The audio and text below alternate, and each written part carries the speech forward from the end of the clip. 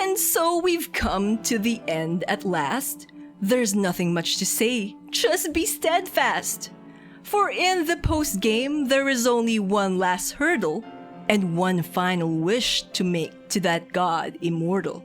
But what lies before us is no easy feat, for here there is no option for us to retreat. To reach the end, we must secure a complete victory against all monarchs we must assure. So this is a trial that lies before us. In Monarch's post-game scenario, that is a must.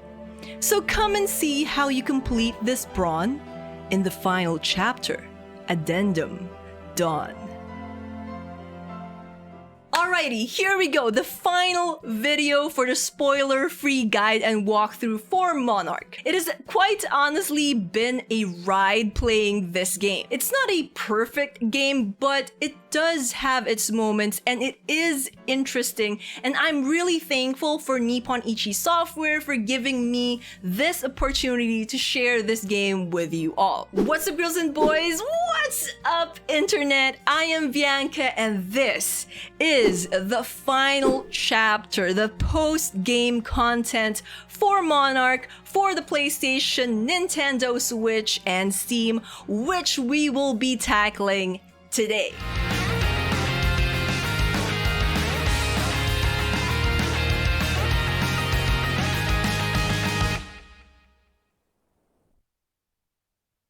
Now, the post-game content was pretty fun when it first came out in Japan because it required people to help each other in order to quote-unquote get the true ending of the game and obtain one final wish from the god we met in the previous chapter. Basically, in the post-game, which you can access by loading the save data you have after the credits rolled, your goal is to obtain phone numbers from the Abyss stages in order to access the thrones. Now, it isn't 100% guarantee that these numbers will immediately drop a sign, so it did require some farming when the game initially came out in Japan, and as the game recommended, thanks to them sharing it around, we who got the game localized much later won't have to go through the same trouble they did to obtain these throne numbers. Now, the point of the throne numbers is that they are numbers that will allow us to fight the Sin version of all the monarchs we have encountered in the game. Beating them again will grant us another set of signs that we will then need in order to revisit the gate and obtain our second and final wish. All the Sin monarchs as well as the god at the end will be at the maximum level, which is level 99, and they will be very powerful. But their attacks generally stay the same. They are, however, accompanied by high-leveled enemies. In this video, I will give a quick rundown of what to expect on all the throne stages in the game, as well as an easy, or as easy as you possibly could do it, way to beat the final stage in the post-game scenario. Do note that it is much better to use fiends or legions in these battles, considering you will have no other choice but to do so in the final post-game battle, and that you should have leveled the units that you will be using up to the maximum level just to make things a tad bit easier. So check out our quick level up guide if you need help with that. Anyways, first up, the numbers. Again, normally you would have to farm for these numbers in the Abyss stages, but considering the Japanese community already did that and shared the numbers to the world, here we have all of them.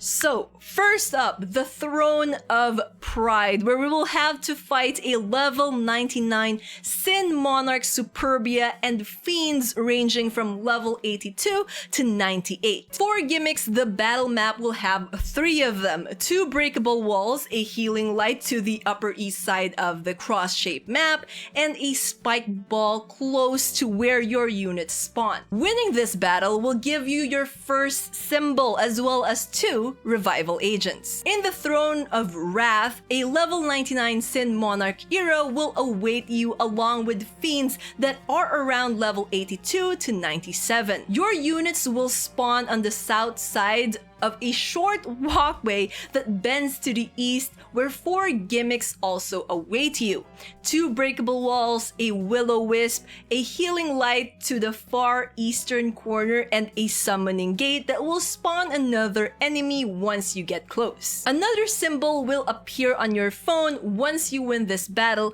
plus you will also get 2 ability stabilizers. The level 99 Sin Monarch Nvidia along with level 93 to 98 fiends will be ready for you once you enter the phone number to the Throne of Envy. In this battle, you will only have to deal with spike balls, which the map has 4 of them, for gimmicks. This map requires you to carefully maneuver through the spike balls radius, so take your time as you deal with the enemies and make your way to the Monarch. Winning here will give you your 3rd sign as well as 2 status stabilizers for rewards. For the 4th throne, you will be dealing with the Throne of Lust and its level 99 Sin Monarch Luxuria. She will be with fiends ranging from level 84 to 98 in this pretty simple and linear battle map that has 4 gimmicks: a Charm Corruptor close to where your units spawn, a healing light right above it,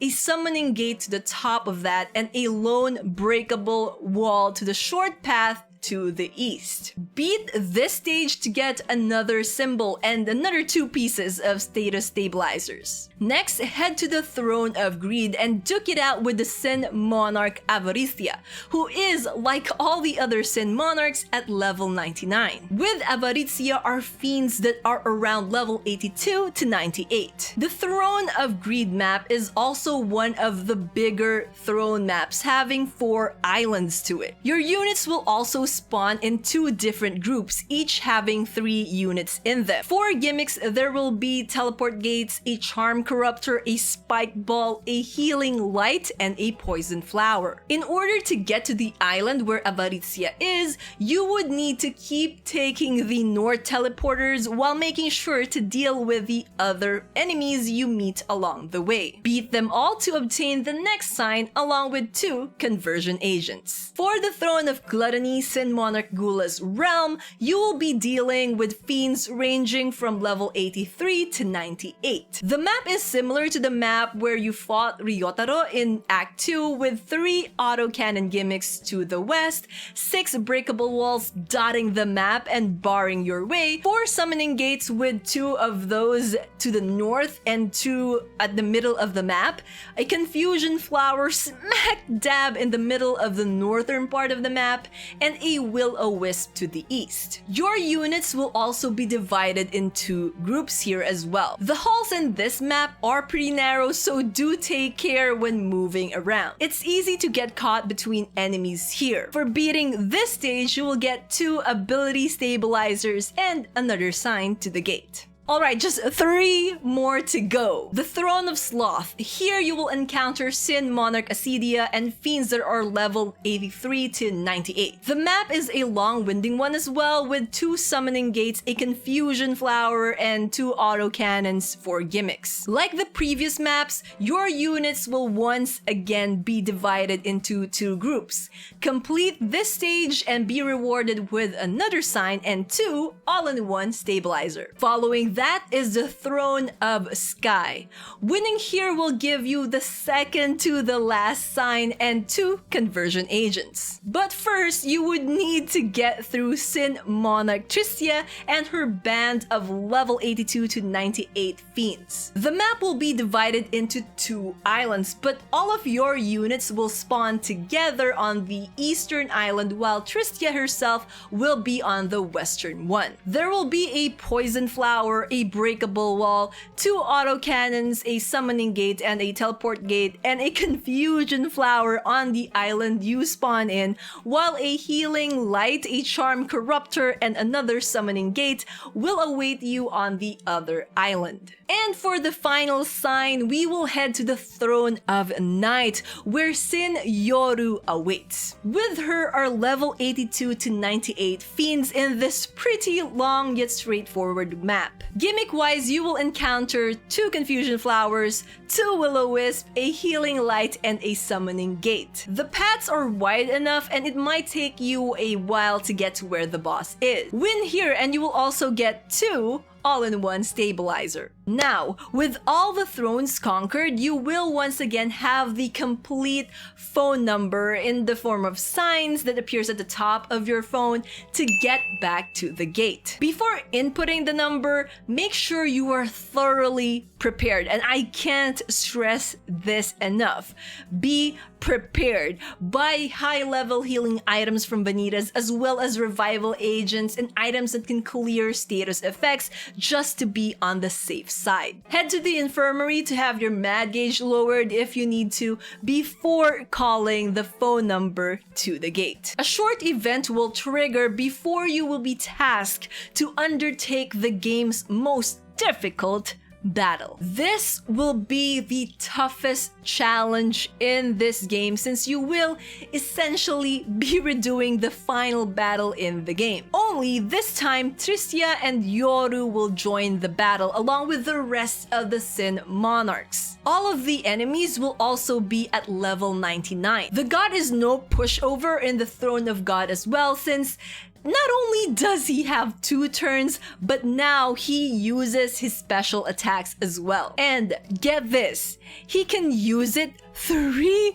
times in a single turn, which can really F up your run. Now, the god's special attack not only causes damage to the entire party, but will also cause all sorts of status effects to your units, which will especially suck if he uses it while your units are in resonance with one another. And it's not just the typical status effects either, it can also cause immediate madness in some instances. Now, this battle could end up a long one considering the sheer number and strength of the enemies you will be facing in the Throne of God.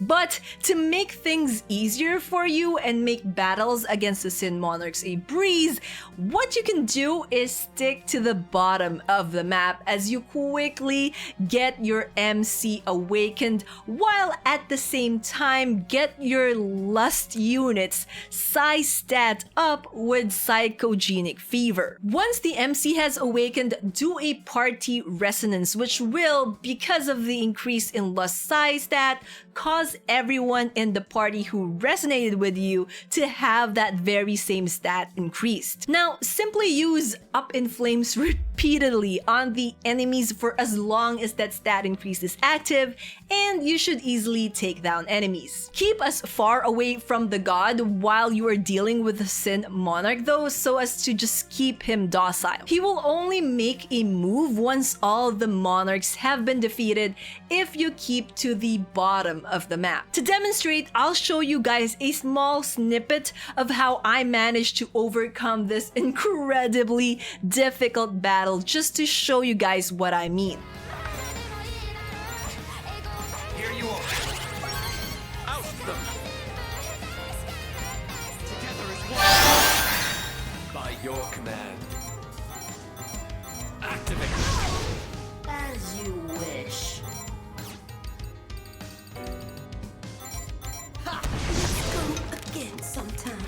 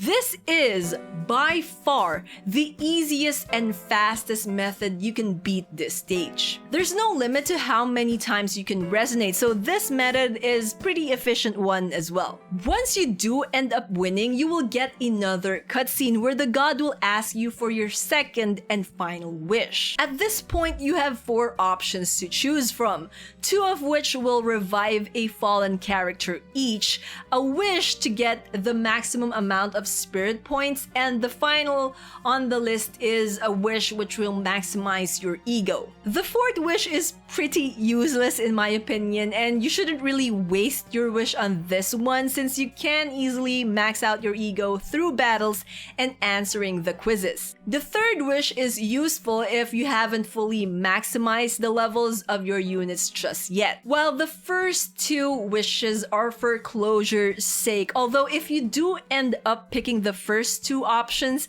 you might find yourself feeling let down at the ending, as it's pretty much a meh, and it doesn't really provide anything else other than the sense that, yeah, this is the happy ending. Of all the wishes, the most useful one is the spirit wish, but then again, it's really up to you, especially if you have already maxed out all your characters. Personally, I went with the first option since it felt more like a personal closure for our MC rather than the second wish, which isn't really our wish to begin with.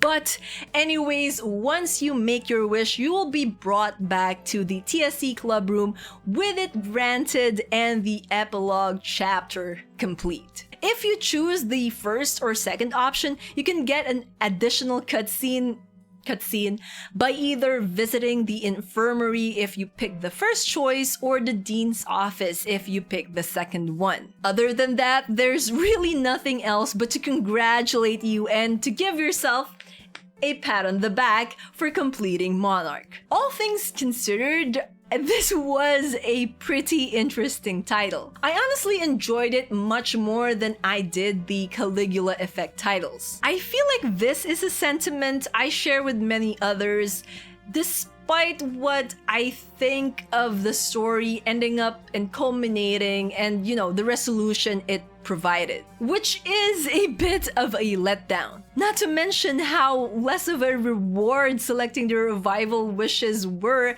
after all the trouble we had to go through during post-game. But anyways, that's just my 2 cents on this game that I spent well over 90 hours to thoroughly complete while making this guide. I hope you guys found this video series useful. Well, that's all the time we have for today. Thank you all for watching, and I'll see you all in the next video. Until then, you guys know the drill. Dream on, fly on. Bye bye for now. Keep safe, everyone. Someday